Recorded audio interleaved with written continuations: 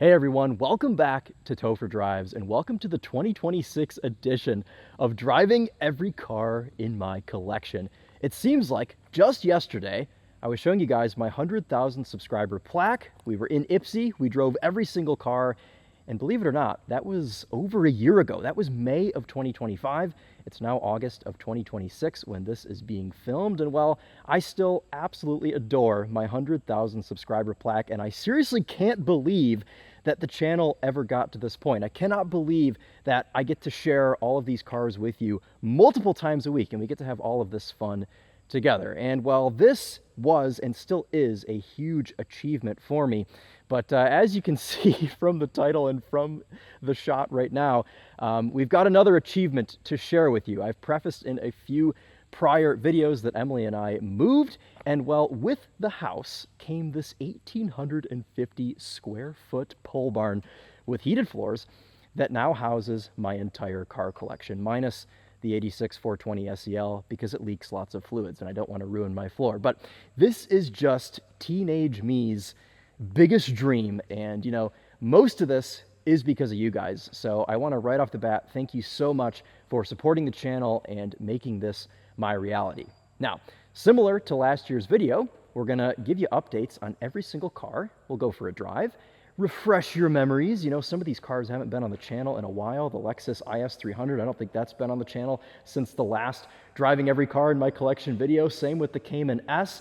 Some of these cars you've seen more recently, my new to me 94 F-150, Emily's 2015 Porsche Boxster. All of them are going to be driven today, but first I want to show you around my new building. I told you this has heated floors, otherwise it's pretty bare and echoey, so bear with me for this audio. We're actually not going to spend a whole lot of time in here. I want to spend most of my time out on the road, but would also love your guys' ideas for what to actually do with this space. Currently the walls are naked and they're just sort of covered in this insulation, which is nice. The previous owner of the house and building told me that when you run the heated floors in the winter, it gets up to 65 degrees in here, just from the floor, which is crazy. I didn't know anything about heated floors until I moved in here. But we're coming in on a month living here.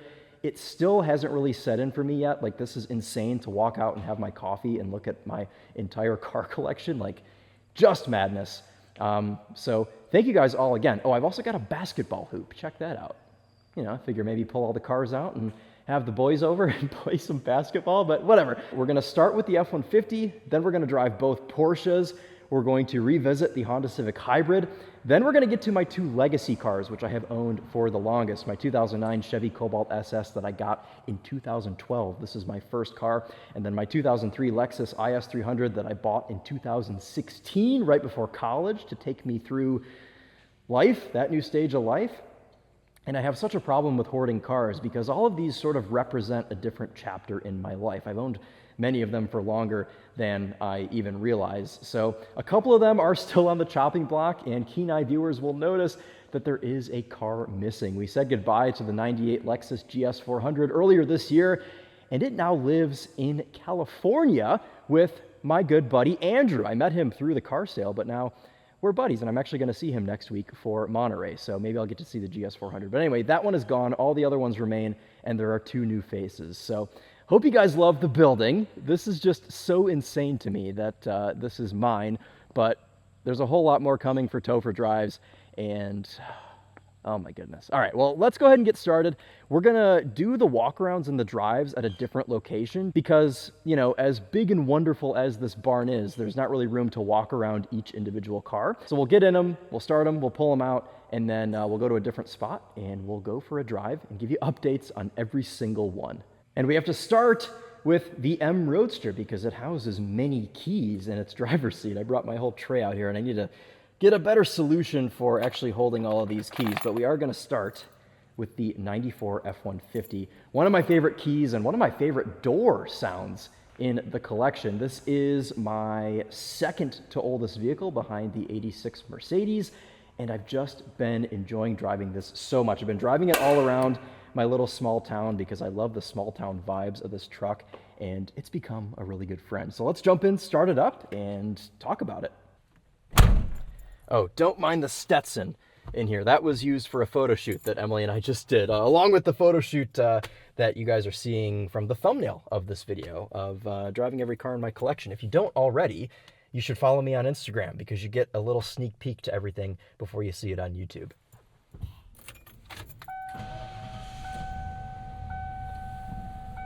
And here we are at the lot where we're going to be doing our walkarounds and beginning of our updates. And well, if you haven't already watched my latest video on this 94 F-150, you should go do it. And I will have quick links to videos on all of the cars down in the description, so definitely go and check those out. But for those of you that are unfamiliar, this is my 1994 Ford F-150 XLT Lariat that I just bought in December of 2025 from the daughter of the original owner. It came with the nickname Big Sexy, and well, it didn't look like this when I got it. It had a bed topper, it had some side steps, the paint was all faded and covered in moss, it had an ancient set of tires on it, it had a little bit of rust, and the front bumper was a bit bent. But thanks to my friends at Cap's Garage in Ypsilanti, Michigan, and my friends at Bridgestone and Firestone Tires, we were able to turn the ugly duckling into just an absolute stunner. I was going to say the most beautiful swan, but I said that in my other video. This thing turned out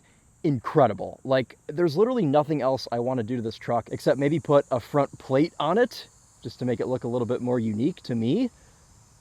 But man, is this thing a stunner. Under the hood, a 5-liter naturally aspirated V8 with 195 horsepower, 275 pound-feet of torque.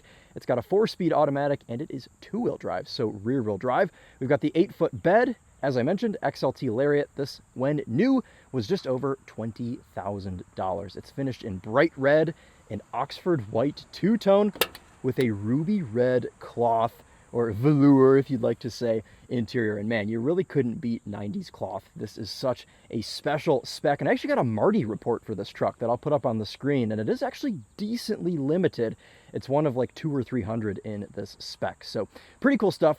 Let's go ahead, hop in, we'll drive it.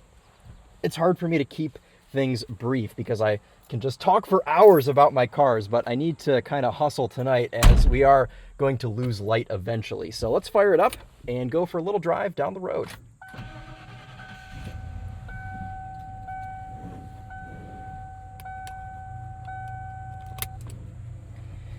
What I mentioned in my video that I just filmed about this truck is that I love doing small town activities in it. So I'll find any excuse to sort of, go into town to go get a coffee or go drop off a package or, go run to the grocery store to get something for Emily just so I can drive my F-150. And there's really a charm with this truck that no other car in the collection has. Sure, somebody may tell you that the Porsche Cayman S is nice or the Boxster is nice, but a lot of the times they don't want to come up to you. There's some sort of inviting aura about this F-150 that the other cars just don't have. And seriously, every single time I leave the house in this thing, at least one person comes up to me and either tries to buy it or compliments it.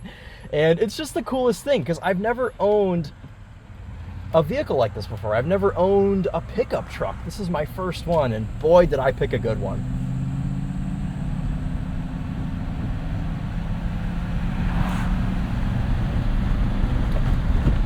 There's just this undeniable charm with this truck that I absolutely adore.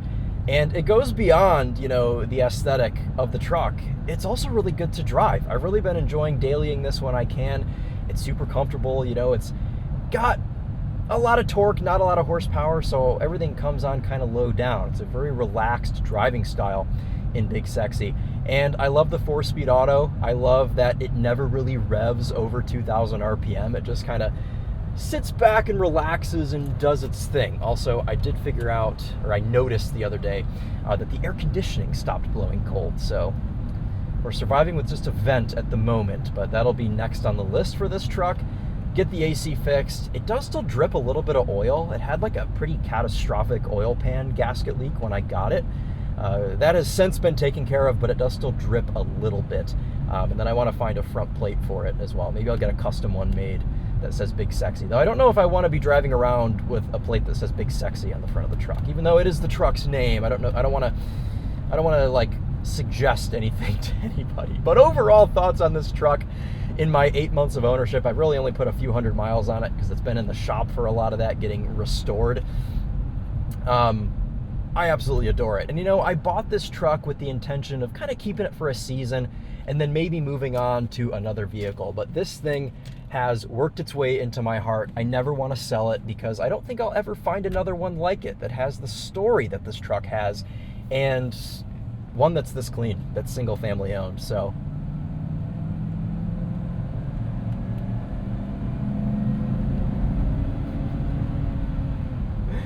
I'm gonna keep on enjoying it, and obviously more info about this truck in my standalone video. But let's go back to the barn and jump in the 2015 Porsche Boxster, going from kind of polar opposite spectrum. But you know, that's the beauty of the TopherDrives collection. You never know what you're gonna find next. Next up is another car that's probably never going anywhere and also has a very special first video attached to it, which I'll have down in the description for you. But that is, of course, the 2015 Porsche Boxster. So let's jump in and take it for a drive.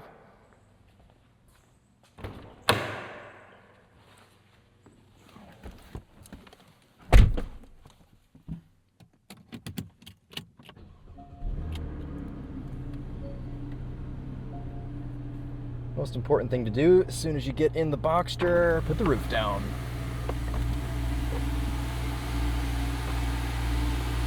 Goes down pretty quickly. Ooh, listen to that raunchy 2.7 liter flat six. And as a treat, we've brought a special guest to join us for the drive of her 2015 Porsche Boxster. But you know, we're getting married. I view us as a unit now, so this is kind of my car. But anyway, if you guys are somehow unfamiliar with the 2015 Porsche Boxster, this was my engagement present to Emily, and she absolutely adores it. It's earned the name Sally, and we've actually put about 600 miles on this, which I know seems very insignificant, but remember, we got this at the end of driving season last year, and we've been moving, lots of other stuff has gone on, so I'm honestly pretty impressed that we've even managed to put 600 miles on this thing. But not really much to report on with this. The biggest thing is we do have a set of tires on the way. We're finally ditching the Atlas Force UHP Walmart tires that came on this thing, which do a fine job, but I just wanted better for Emily and the Boxster. So Bridgestone is hooking us up with a set of tires. You guys will see that in a future video. Otherwise, Sally is unchanged. She is still the beautiful sapphire blue over Luxor beige base Boxster with a 2.7 liter flat six, 265 horsepower, 205 pound-feet of torque. She's a 7-speed PDK. She's rear-wheel drive, and she's become Emily's very good friend. Yes, I love her so much. Yes, so why don't we jump in and go for a little drive? Let's do it. Talk about what it's been like.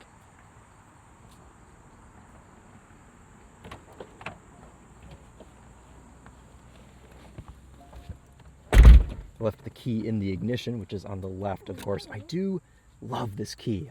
Oh, got an insect? There was a friend. Oh, okay. I love this key. I do too. It's so pretty. I love the little, it's just a little car. Little car, yeah. Let's stick the car in the car.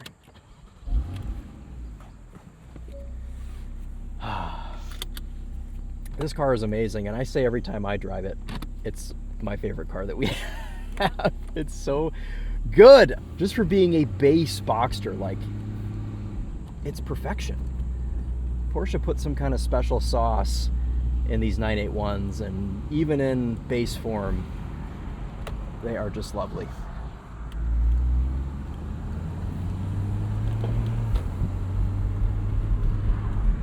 But as far as owning this for, can you believe it's been almost a year?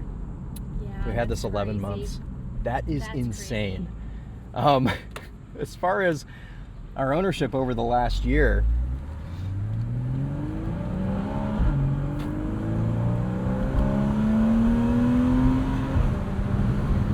we've enjoyed taking this on little sunset drives, getting up early, going to Cars and Coffee, and Emily's enjoyed just taking it on errands and things. Yeah. I mean, we really should be getting your perspective. I mean, are you still happy with her? Do you still love her? I love this car.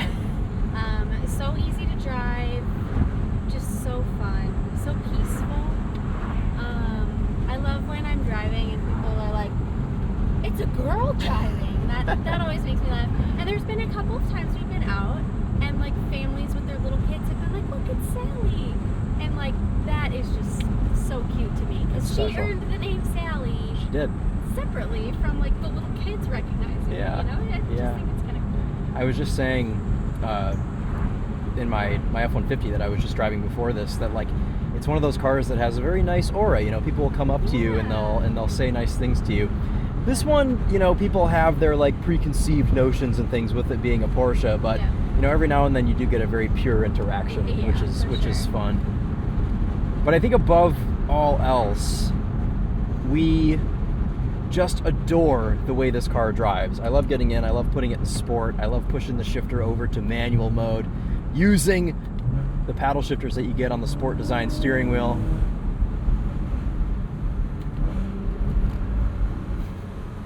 I think she might need an exhaust. Yeah. I think that might be next. We've been saying that for the last year. Yeah. I think it might finally be time.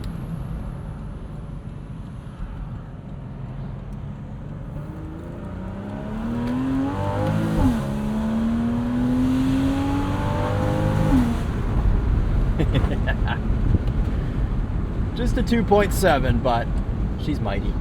Yeah. All right, well, that'll wrap this little update on the 981. Expect an exhaust in the future, but otherwise, Emily's just gonna keep enjoying, I'm gonna keep enjoying, and well, this car's not going anywhere. It's gonna be out of one Porsche and into the next, but first we must visit the M Roadster of many keys. What are we gonna do when we have to drive the M Roadster? We're gonna take all the keys with us, I suppose. Let's grab the red Porsche keychain and walk down to my 2006 Porsche Cayman S. Believe it or not, I'm going on 7 years of ownership with this car. In fact, actually, I may have hit it because I think I got it in late August of 2019. So yeah, by the time this video goes up, it'll be 7 years, which is just nuts. I can't believe it. This was my dream car at the time. It still kind of is my dream car, which is why I haven't replaced it. But before we get too far down the rabbit hole with this car, let's jump in, start it up, and go take it for a drive.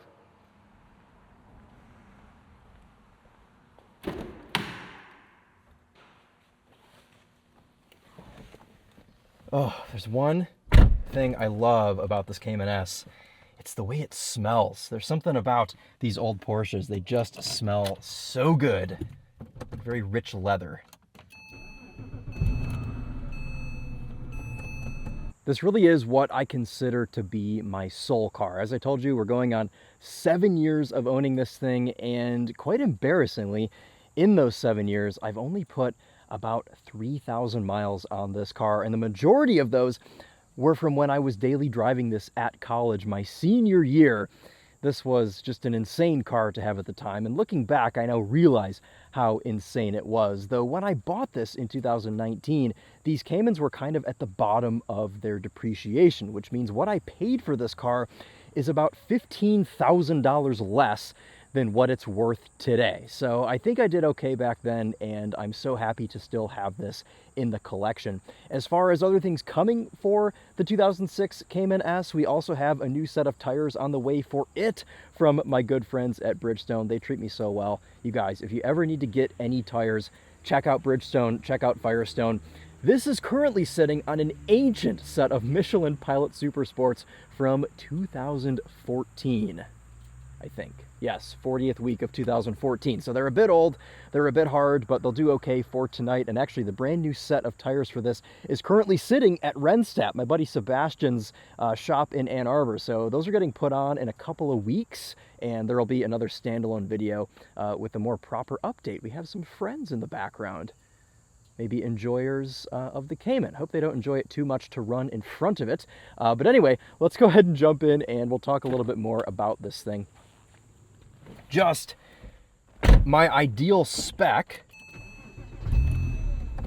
And also, this is how I realize I've got 62 miles to E, so we got to put some fresh 93 in this eventually. But anyway, it took me a while to find this car. I looked for about 6 months to find my perfect spec, and I wasn't really set on anything in particular. I just wanted something unique. Obviously, I'm a big enjoyer of red, so Guards Red was at the top of my list when it came to looking for a 987 Cayman S, but this one stood out because of the interior. It's natural brown. This was a pretty costly option back in the day.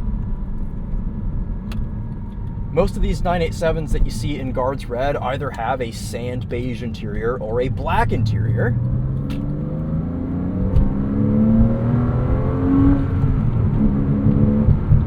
So when I found this one with natural brown, I knew I had to jump on it. And I bought it from an engineer in Virginia, and I actually drove this car back from Virginia to Michigan all in one rip. I remember I had a delayed flight that day. It was a total nightmare.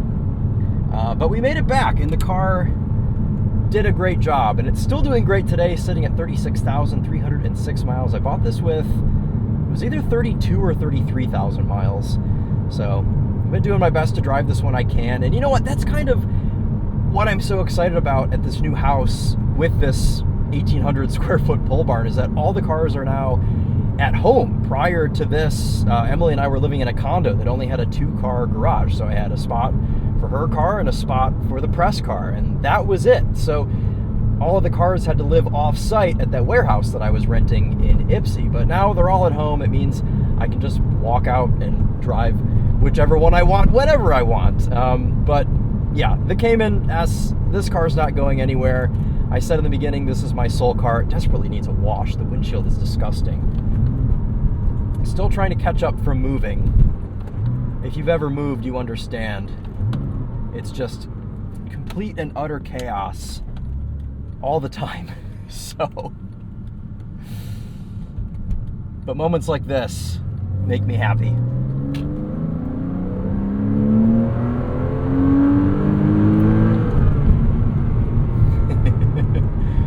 Revving this 3.4 liter flat six all the way up, well, close anyway, to 7,000 RPM, 295 horsepower, 251 pound-feet of torque.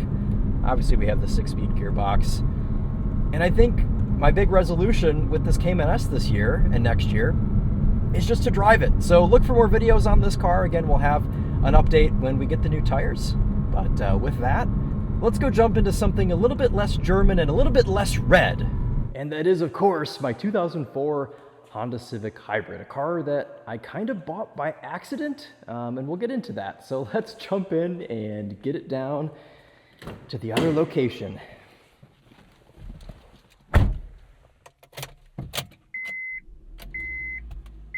The 2004 Honda Civic Hybrid was a car that I impulse bought at a Copart auction. I couldn't help myself because of how clean it looked in the pictures. And sometimes looks can be deceiving when you're buying a car online, but when this showed up, I got a little bit worried because the quick flip that this car was supposed to be has now turned into over a year of ownership. And well, since the last time you saw it, you can see I've got quite a fun vanity plate going on here. I couldn't believe POV was available. I offered this to the Topher first to see if he wanted it for his Camaro SS1LE that he had at the time, but he told me no. So I snatched it up. It now lives on the Honda Civic Hybrid. But this car, it's been a good one to keep around because with rising gas prices, I know they're kind of on the way down right now, but there was a period where gas was like almost $5 a gallon for regular. And with a car like this that gets almost 50 miles to the gallon, I was just driving this thing around. I'm like, I can drive this around basically for free, and it is seriously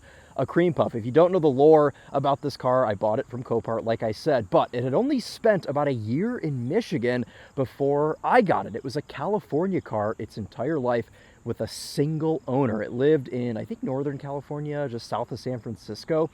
And you can tell that whoever owned this loved it. It's seriously mint, and I've always said that if I were to sell this car, I'd probably offer it to our friends at the American Honda Collection Hall. You guys saw me drive a few of their cars earlier this year, the NSX, the TL Type S, and the super clean first-gen CR-V. I feel like this would go pretty well in their collection, but right now it goes pretty well in mine. So let's jump in, start it up, and remind you what it's like to drive one of the OG hybrids. Give you a second to soak in the nostalgia.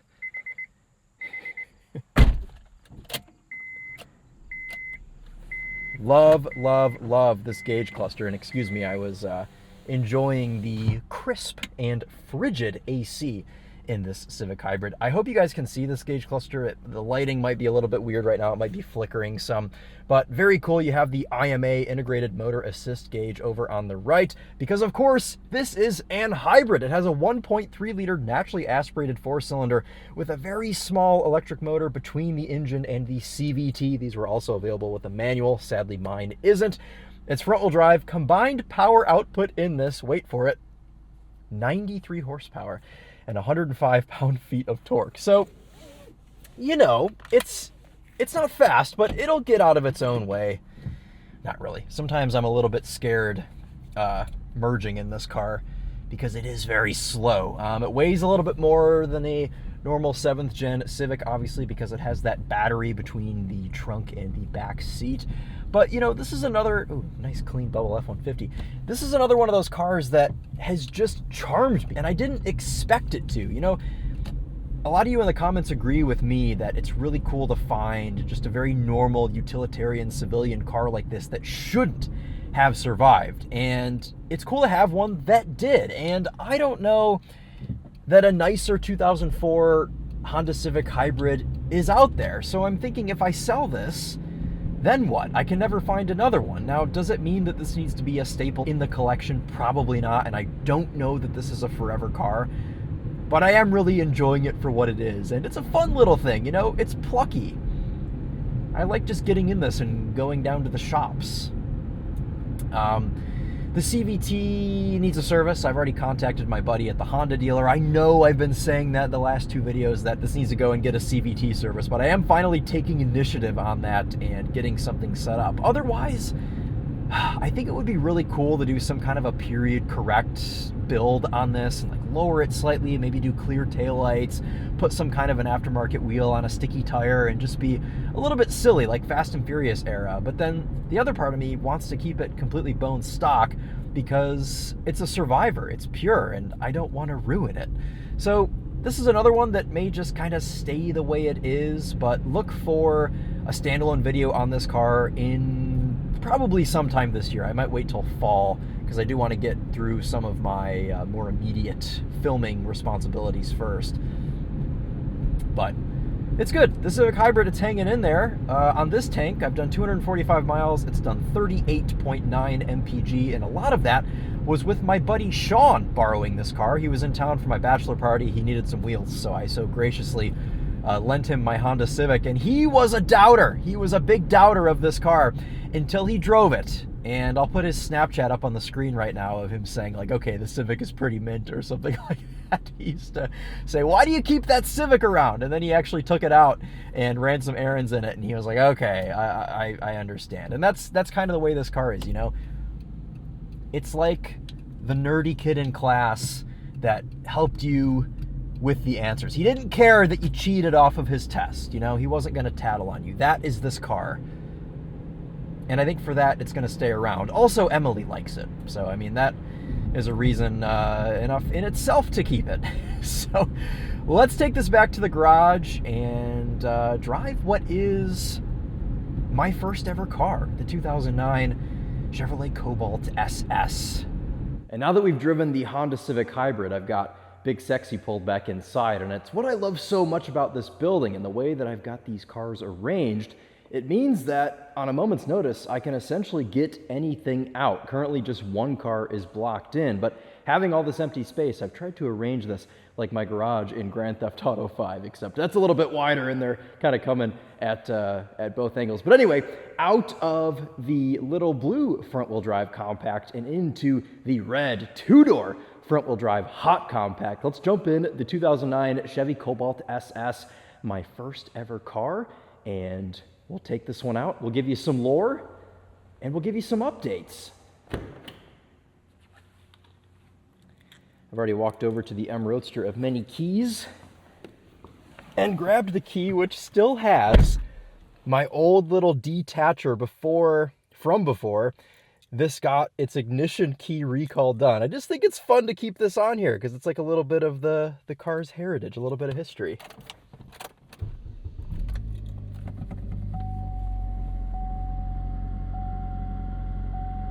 perhaps the most important and influential car of the entire collection, my 2009 Chevrolet Cobalt SS that I've owned for 14 years. Doesn't seem possible. This was my first ever car, and I was the weird teenager that wasn't really into modifying. In fact, the only two things I ever did to this car were plasti-dip the wheels, which only lasted about a season and I peeled off because I couldn't handle it. It looked so bad.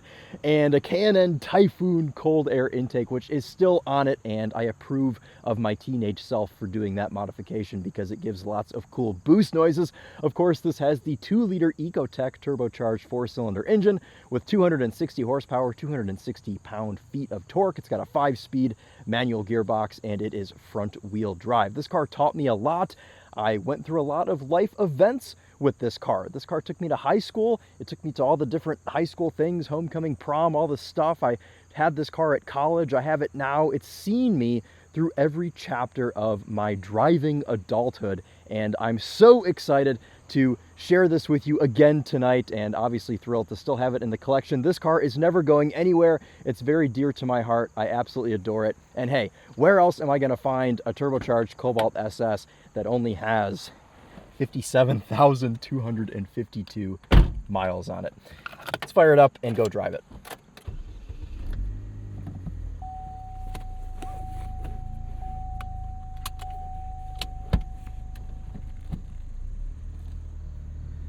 So not only did I conserve this car in the way of not modifying it, I also never drove it in the winter. So it's managed to stay incredibly nice.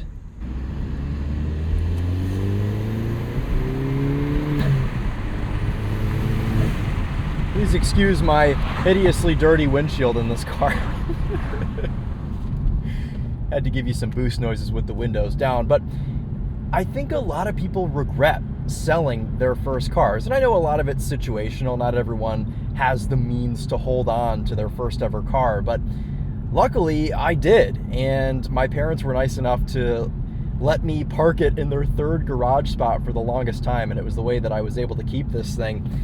And I actually bought a 97 Ford Probe for $2,000 when I was in high school to supplement this car during the winter and keep this nice, because similar to the way I was weird about modifying, I was also weird about driving in snow. So this car has never seen a winter in its entire life. The guy I bought it from didn't drive it in the winter either.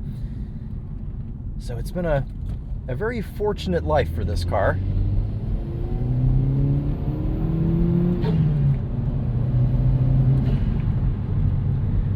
The funniest thing about this particular spec, though, is it's got the moonroof, but it doesn't have the limited slip front differential, and those were options that were very similarly priced. So whoever ordered this new said, yeah, no limited slip, I'll take the moonroof, which is a little bit silly. But hey, at least they spec'd it in Victory Red with the red seats. So good. And man, did I think I was the coolest thing in the entire world driving this car to high school.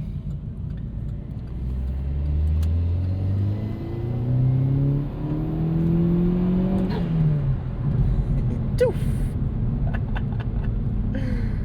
Oh, not a whole lot to report on update-wise. Ooh, another OBS Ford. Hello, sir. Yeah, not a whole lot going on with this car. We got some fresh Kumo tires for it. Geez, I think it's been 2 years at this point. But otherwise, continuing to enjoy this car. It did do some sitting at the warehouse. Obviously, there's been a mass moving of the cars from the old warehouse to the new house. So it's been nice to get these out. I had an Avril Lavigne CD in here that I forgot about.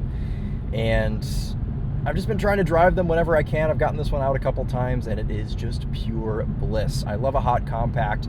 And even though Chevy never did a Cobalt hatchback and they never did a Cruise Hatch SS, you know, this was kind of it for General Motors when it came to hot compacts. They haven't really re-entered the game unless you count the Chevy Sonic RS, which was kind of a lame attempt to get themselves back in.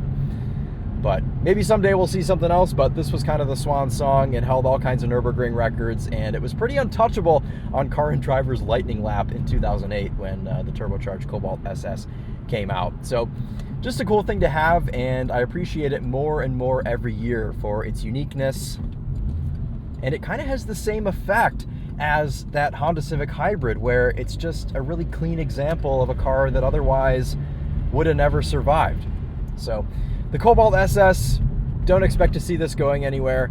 Let's get this back to the warehouse and jump in the 2003 Lexus IS-300. Out of my high school era and into my college era with the 2003 Lexus IS-300, I searched for months to find one of these, and when I finally did, I jumped on it ASAP, and 10 years later, this thing still exists in the collection. I think I need to do a 10-year ownership standalone video on this car because it has just been ages. In fact, I think the first public video you guys can see on TopherDrives is like a 1 or 2 year ownership review of this car. So let's jump in it and we'll go for a drive.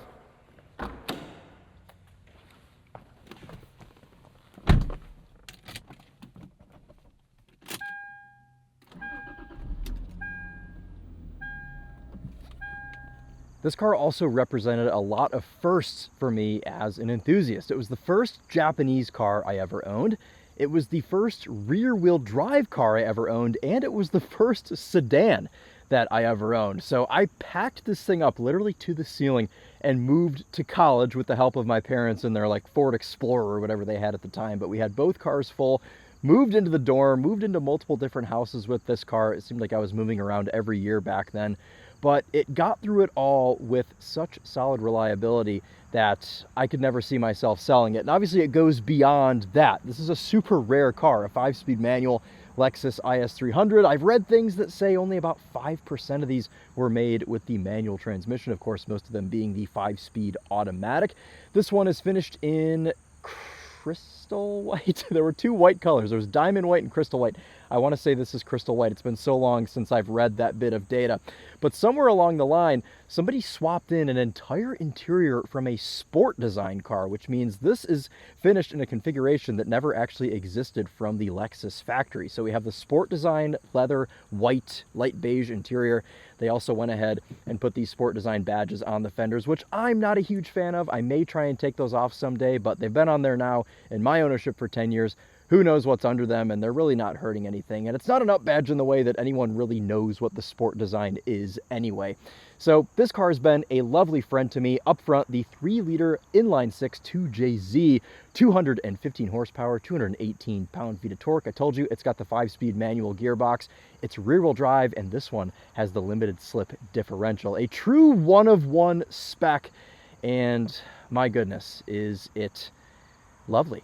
I love this car so much. It's been so great. Let's jump in. Let's go take it around the block.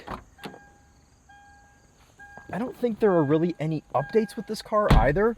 I'm such a bad car person in that way where I don't really fiddle with my cars too much. Like, you guys go over to the Topher channel and you see his collection, and every time he does a video, he's got all these changes that he did to the car. Like, maybe he adjusted the suspension, he's got a new set of tires, he's flashed the ECU, put a tune on the car or something. I'm just not like that. I don't really fiddle with my cars. I kind of leave them alone, and I'm a lot like James May in that way. Standard!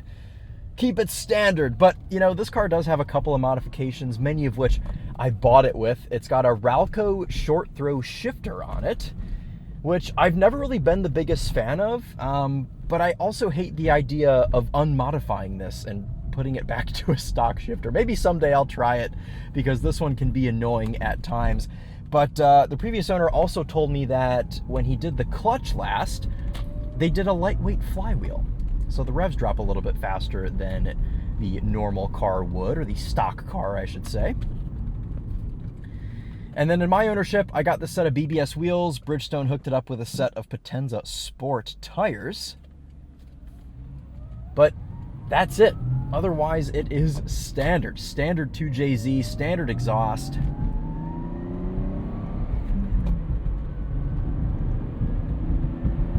Beautiful, silky smooth. I feel like the lights should probably be on. And look at the gauge cluster. Okay, this is one of my favorite things about this car. In fact, it's probably my favorite part of the entire interior. Can we please go back to making gauge clusters like this? I mean, look at this thing. It's like a very fancy Swiss watch, as I wear an Apple Watch, sounding like a total hypocrite, but this is just stunning. You know, this was back in the day when you'd get into a car just to see what the gauge cluster looked like, and I really think this was one of the best. And you know, Lexus had a good thing going with their IS gauge clusters. They had that really cool like LFA style one that slid back and forth all the way up until this year. They got rid of it, and well, if you've watched my video on the new IS, you know how I feel about that. But this car I bought with 151,000 miles. It currently sits at 173,649. The majority of the miles I put on this were from 2016 to 2018. Embarrassingly, in the last like 7 years I've owned this car, I've maybe put 2,000 miles on it. It's another one that does some sitting around. But seriously, guys, I'm telling you this, I'm telling myself this, now that all the cars are at the house, I'm actually going to be driving them more. And I have done. I took this, I had a dermatology appointment last week, took this to it. I'm like, how cool is this? I can just walk up to the garage. Oh, okay, I'll take the IS-300. So fun. And this is the car that I learned how to rev match in. This was when I was starting to kind of broaden my horizons on manual transmissions, and my buddy Cam in college, who was a little bit more of an advanced manual driver than I was at the time, taught me how to rev match in this car. So this car taught me a lot. You know, it taught me how to handle rear-wheel drive in the snow, how to rev match, how to have a back seat with doors back there, because I had never had that before. And boy, has it been a good friend. This car's never going anywhere. I've thought about selling it a handful of times. I've had a couple of friends try to buy it, but I'm glad I never sold it. So let's go back to the garage and jump into the last convertible, the BMW M Roadster. The M Roadster of many keys has now become the M Roadster of 0 keys, because I've put them in one of those Mazda RX-8 seats that I have over there. But as you can see, this one's parked in here a little bit differently. I've got these all at a bit of an angle, but the M Roadster is small enough I was able to just kind of squeeze it over here in the corner, because if I angled it, it wouldn't be as easy to get out. So this is how we have this in here. And I know what a lot of you are thinking. I thought you were selling this. Well, we'll talk about that when we take it out on the road. So let's go ahead, jump in it, and get it down to the parking lot.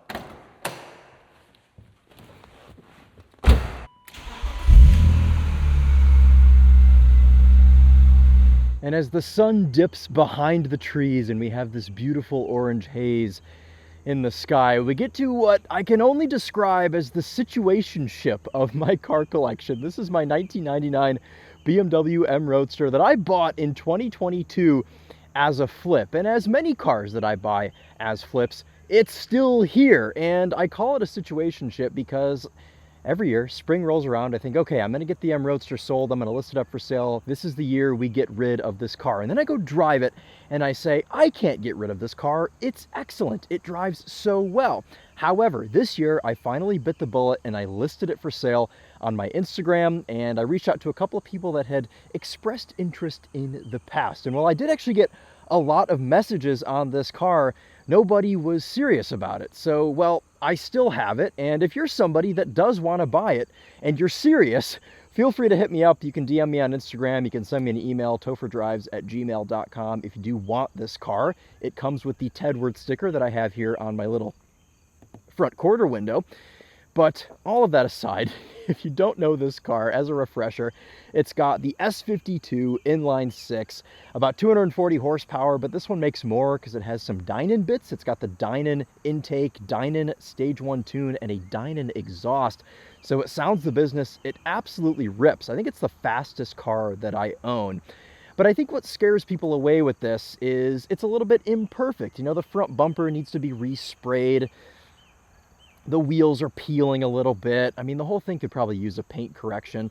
It's got 106,000 miles on it, but it runs and drives so well that I wish someone would be serious and come out and take it for a drive, and I think they would end up going home with it. It's finished in Estoril blue. It's got the solid black interior, And when they installed all the Dynon bits at the dealer back in 1999, they put these little D stickers on the headrest, which I think look fantastic. The car is currently filthy because it parked outside at the old house. I had this, I got it out in like May this year, and I was just driving it pretty steadily actually, until the power top decided to stop working. So I have an appointment with a friend of a friend who apparently fixes power tops to fix this in a couple of weeks when I get back from Monterey Car Week.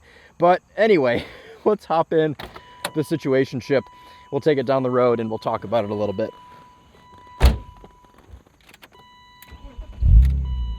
I think the biggest update with this car is the fact that the power top no longer works, but otherwise, I'm trying to think if I've done anything else to this car.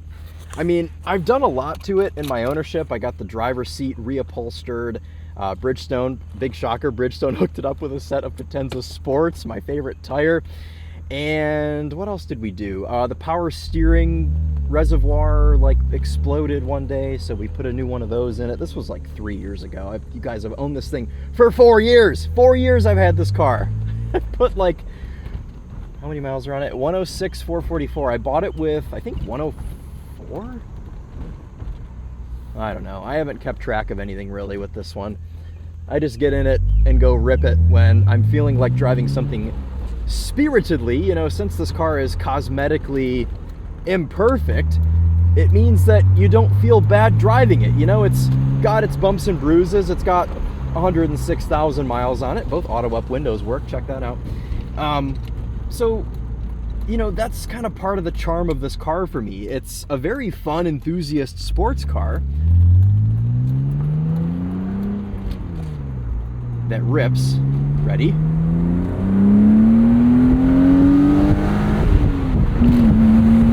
Oh, yes.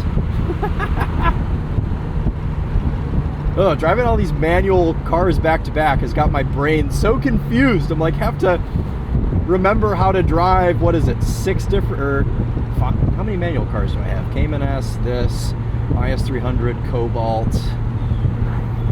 Is it only 4? Are 4 of the cars automatic? I guess they are. F-150, Boxster, S-Class, and Civic are automatic. Okay, well, anyway, having to calibrate my brain to this. Shifter in this, actually, in my opinion, feels a bit nicer than other BMWs because it's not as rubbery. Something is rattling in here. I've just had this parked in the barn with the top down because the top is,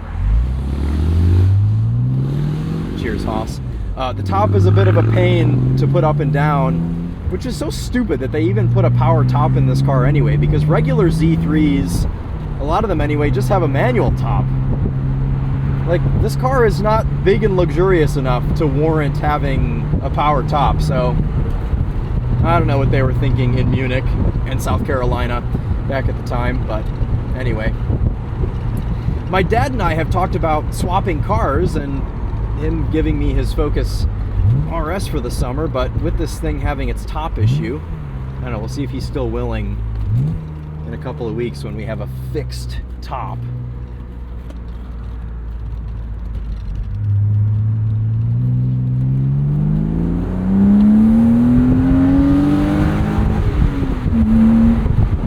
Machine! Oh, this thing absolutely rips. It's so much fun to drive. You guys see what I mean? I'm like, get this thing out of my life. And then I'm like, wait, no, I love it. I feel like every car collection's got to have one of those. So, all right, let's get this back to the barn and we'll mess around with the S-Class and then we'll wrap this video up. And just like that, we are on to the last car of the collection. The car that kind of launched TopherDrives, my 1986 Mercedes-Benz 420 SEL. And well, if you guys watched my last video on this car, you know that it's not really in roadworthy condition. It shuts off every like 30 seconds when you're driving. But since I'm a man of my word and the title to this video is Driving Every Car in My Collection, we are going to drive the 86 Mercedes-Benz from here, where I've just moved it and started it and made sure it would actually start, to here. It's about, I don't know, 15 feet or so, but it will be a drive. I mean, there's not really a whole lot to update you on with this car. it's another one of those sort of M Roadster situations, except I don't get in this and feel inspired and, you know, it's not fun to drive or anything, but it's more so nostalgic for me because, like I said, this was kind of the car that launched the channel, and I had this grand plan to restore it and wrap it candy apple red and lower it on Penta wheels, but the sad reality of this W126 is that it's just not a very nice example. It's rusty underneath. The dashboard is cracked. It's never really run right. And, you know, I had big hopes and dreams for this in 2021, but it's just not worth putting the money in. So I thought about maybe cutting it up and making some furniture for the new house. I think that would be kind of a cool way to hang on to this, but not have it take up a parking spot. But let me know what you guys think. I know I said in my last video that this was for sale, and it still is. You know, if you want to make me a serious offer, you can DM me on Instagram or email me TopherDrives@gmail.com.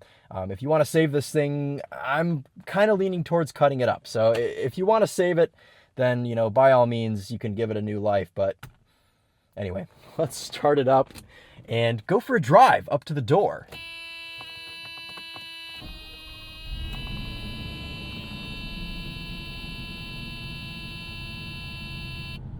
You know what's so annoying about this car is that whenever I doubt it, whenever I'm like, oh, this thing runs like crap, it doesn't run right anymore, look at it's idling fine. Why do you do this to me? Okay. Well, I still don't want to risk going down the street and like getting stranded if it decides to shut off. So let's drive it up to the door. Oh, hold on. Almost forgot. Seatbelt safety. There it is. Okay. And parked.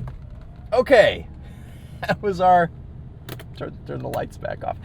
That was our drive in the W126 that seems like it wants to run well. I don't know what's going on with this thing, but let's jump out of it. Let me know what you guys think. What should I do with this? It still does have a couple of the bullet holes remaining from when I bought this. You guys, if you remember from the early days of TopherDrives, I bought this from Copart. It was an insurance loss because it was in a drive-by shooting. So it definitely has a story of which I've never heard because I've never had any previous owners of this or previous people that were involved with it contact me for probably obvious reasons. But I put a plate on the thing. I had the intention of driving it, but it just never really worked out. So that is the current update on the W126. And I guess with that, we'll go ahead and wrap this video. And what I really want to emphasize for the end of this is that this is something that we did. You know, obviously I'm the one that puts the camera on my face and drives the cars. I've got the famous hands and forearms at this point, but without you guys watching the videos, it wouldn't mean anything. You know, we're a unit. We work together in this, and none of this would have been possible without you guys continuing to support the channel, to support my dream, to like hanging out with me. And that's what I think is the coolest thing, is that we can kind of share this passion for cars together. And as somebody that grew up watching car YouTube, kind of being one of those guys now is just absolutely surreal. So thank you guys from the bottom of my heart. Seriously, I know I've said it like 15 times in this video, but thank you, thank you, thank you, thank you. We've done some amazing stuff together, and we're going to continue doing this now that all the cars are right here. We're going to go on some more adventures together. We'll actually be able to use these and not have to dig them out of a shared warehouse and have to ask people to move stuff out of the way. So I know I said this in the beginning, but look for standalone videos on the IS-300, the Cayman S once it gets its fresh shoes on. I want to do like another little city commute in the Civic Hybrid. The video on this hasn't gone live yet at the time of this video being filmed, but by the time this is live, there will be a Living with the F-150 video, so go check that out for sure. And then everything else, you know, we'll just figure out what we want to do, but please let me know what you guys want to see on all these cars. If you want to buy the M Roadster, let me know, or if you want me to keep it, let me know. But they're all here. We've got a couple of spaces to fill, so if there's certain cars you want to see added to the collection within reason. Obviously, I just spent a lot of money on an house, so I'm a little bit broke right now, but we'll continue saving and maybe be able to fill these spots at some point. But for right now, I love the configuration these are in. I think it looks so cool, and I just keep having to pinch myself because teenage me is internally still freaking out. So gonna say it again, thank you guys all so much for watching, for subscribing, for continuing to support the channel. For the last few years, this is just total madness. So I guess that's it. A little bit of a Midwestern goodbye for the car collection video. But here's to the 2026 collection and the 2027 video that will come out probably maybe even less than a year from now. I'll try and do one in the spring as another update. But that's it. That's going to wrap this video. Thank you guys again all so much for watching, and we'll see you in the next one. Take care.